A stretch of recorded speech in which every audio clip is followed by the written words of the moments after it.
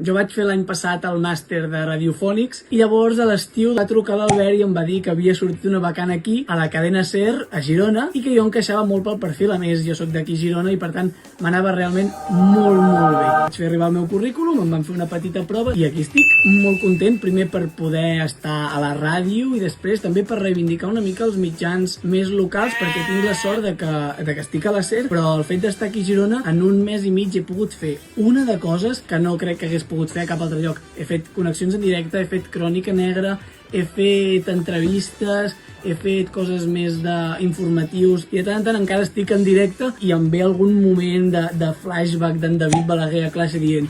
hòstia, Roger, tio, això està molt bé, això no sé què. I al final això, que el màster va ser una gran experiència, realment l'he aprofitat molt i realment estic veient els fruits de totes aquelles classes.